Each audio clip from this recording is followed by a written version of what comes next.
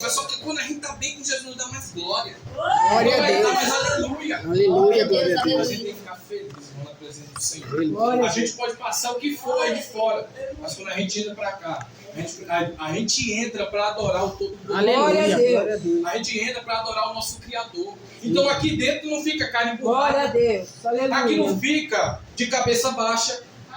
Entendeu? Porque na frente de um juiz, você não baixa a cabeça, você tem que levantar a cabeça e conversar frente a frente, olho no olho. E por que quando vem para a casa de Deus é com a cabeça baixa, é com a voz tímida? Ousadia, pois onde o Espírito do Senhor está, ali há ousadia. Verdade. É ousadia na presença de Deus. A timidez não é de Deus. Aleluia. Entenda isso, a timidez não é de Deus. Aleluia. Amém, irmãos. Louvado seja o nome do Senhor. Agora, o texto que nós se encontramos, o título diz: Opiniões divergentes sobre Jesus. O texto diz: Então muitos da multidão, ouvindo esta palavra, diziam: verdadeiramente este é o profeta. Mas qual palavra ele está dizendo? Porque o povo está se referindo a ele, dizendo: verdadeiramente esse é o profeta, pelas palavras que ele diz. Mas qual é a palavra que ele diz? Para nós saber qual é essa palavra, nós temos que voltar versos acima. Temos que voltar para o verso 38, que diz assim: quem crê em mim, como diz a Escritura, rios de águas vivas jorrarão do seu ventre. A referência se encontra lá em Isaías 44, verso 3, que diz: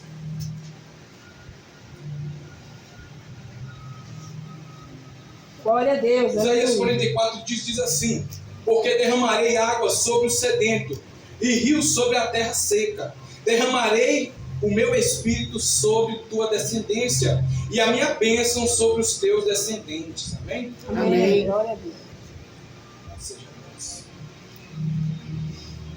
É um texto, irmão, que se você for simplesmente nele, não tem muito o que trazer. É um texto muito claro. É um texto que uns duvidavam se Jesus era o Cristo ou se Jesus era o profeta enviado. Mas só que, para a gente entender esse texto, nós temos que ir em referências dentro da palavra de Deus. Primeira referência que nós temos é perguntar: quem é o profeta? Quem é o profeta que o povo está falando? Está se referindo a Jesus como se fosse o profeta. Por conta de quê? Por conta dos sinais e maravilhas e prodígios que acontecia diante e por conta da presença dele.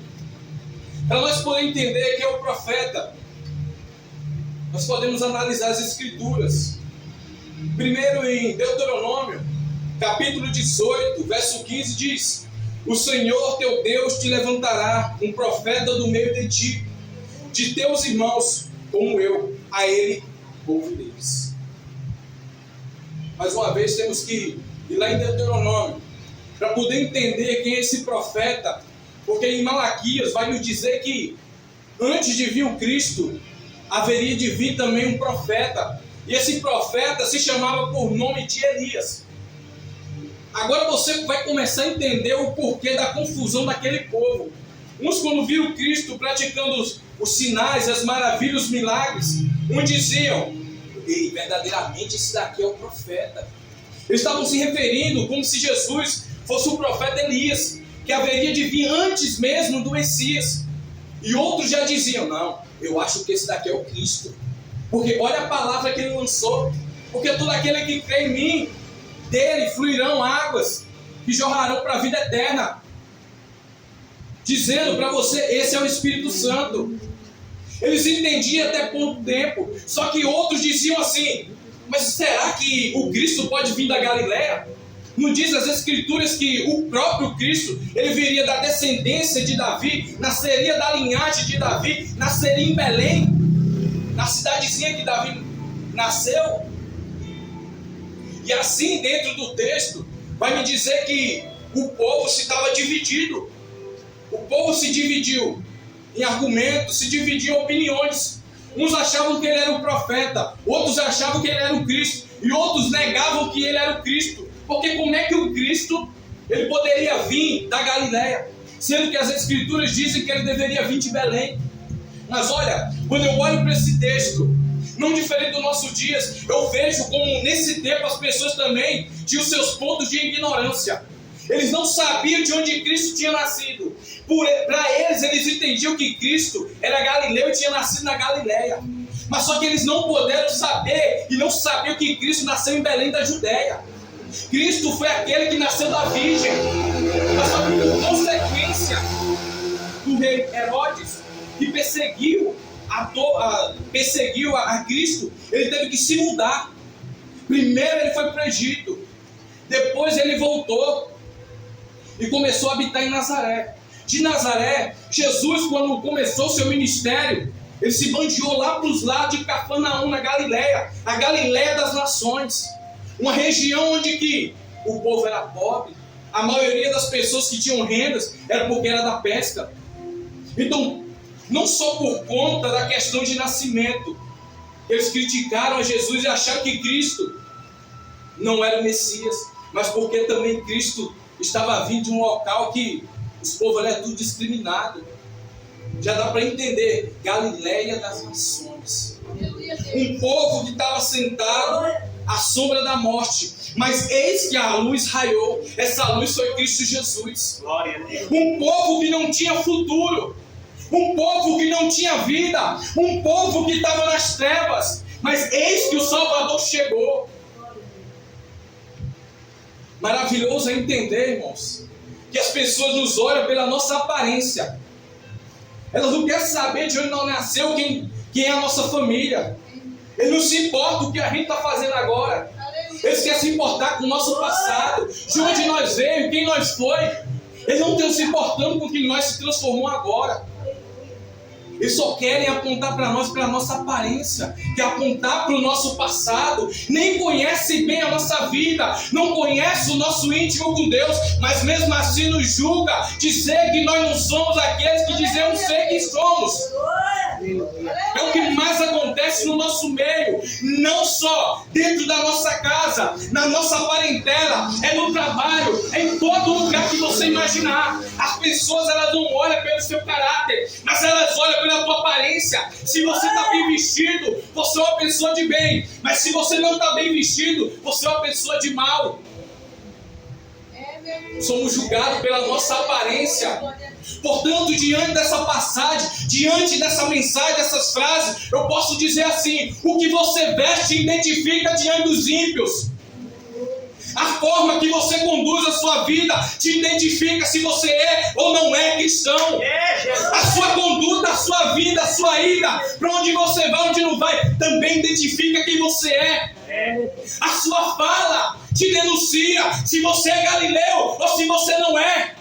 A sua fala te identifica se você anda com Cristo ou se não anda com Ele. Não adianta eu andar com Cristo, mas só que a minha fala não condiz com a fala dele. Aleluia. Jesus era galileu diante dos homens. Ele era o profeta, ele era o Cristo. Para outros ele nem era profeta e nem era Cristo. Ele era mais um falso profeta que se levantou diante dos homens. Mas só que só entende que ele era o Cristo aqueles que ouviam suas palavras e colocavam elas em prática. Porque todo aquele que ouve as palavras de Jesus, ele começa a se apaixonar pelas palavras de Jesus, começa a ler a Bíblia mais, para entender a história. Porque quando o ímpio chegar até você dizer quem é Jesus, o que Jesus fez por mim e por você, e aí, irmão, o que você vai responder? Você vai dizer: não, ele foi só mais um profeta. Muitos creem que Jesus é só o arcanjo Miguel. Eu não entendo. É no nosso próprio meio que se levanta pessoas que ainda duvidam da divindade de Cristo. Muitos nem acreditam que Ele é o nosso Salvador. Muitos nem acreditam que Ele é o próprio Deus encarnado. Muitos acreditam que Ele é só mais um anjo enviado. Tem como entender? Pessoas que se dizem entendedoras da palavra, pessoas que vivem debruçados em cima de livro e mais livro, em cima da Bíblia, mas a Bíblia ainda não entrou dentro delas. Quando a Bíblia entra dentro de mim, de você, as minhas atitudes mudam, as suas atitudes mudam, o seu caminhar muda, o seu cheiro muda, o seu falar muda. Olha, quando Pedro se encontrou diante da multidão falando assim, olha, a sua fala te denuncia, viu? Você é um deles, você é um galileu. Assim deve ser nós. Por onde nós andar, peregrinar, seja nessa cidade, seja em outra cidade, por onde nós andar, a nossa fala deve nos denunciar. A quem nós servimos, a quem nós adoramos. Glória a Deus. Maravilhoso é o nome do Senhor. Glória a Deus. Mas agora eu quero dizer, irmãos, para não criar muita curiosidade em você, quem é um profeta, que o povo estava falando. O povo estava falando do profeta Elias, um homem que por nome ele tinha assim o significado: o meu Deus é Yeshua. Aleluia! Que maravilha! O nome de Elias significava: o meu Deus é Yeshua. E o significado do nome Yeshua, para nós traduzido Jesus, significa: o meu Deus é o Senhor. O meu Deus é o Salvador. O meu Deus é a salvação. Aleluia. Diante dessa frase eu quero dizer que Yeshua é o motivo de nós estarmos vivos. Yeshua é o motivo de eu e você estar de pé nessa noite. De nós estar de pé na manhã de hoje. Esse domingo só foi concedido por conta de Yeshua. Aleluia. Muitos ainda não conheceram quem é Yeshua HaMashiach. Muitos ainda estão acreditando naquele Jesus que é só amor. Mas hoje eu te apresento um Jesus que é fogo consumidor. Glória a Deus. Aleluia. Olha, eu não vim para pregar mordomia, eu vim para pregar arrependimento. Cristo me levantou e levantou todos aqui nessa igreja para pregar arrependimento. Agora eu te revelo a identidade do profeta.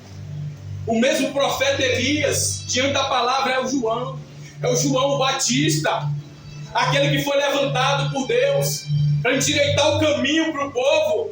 Mas o povo rejeitou. Por que rejeitou? Porque não conhecia as Escrituras, porque não vivia as Escrituras. Olha, no tempo de hoje, eu posso fazer uma alegoria. Se Jesus viesse no tempo de hoje, muitos ainda negariam ele, diriam que ele não é o próprio Deus. Muitos, quando olham para o povo de Israel, criticam. Mas só que o povo de hoje ainda é pior do que o povo de Israel. É muito pior. Quando se levanta profeta de verdade como Elias,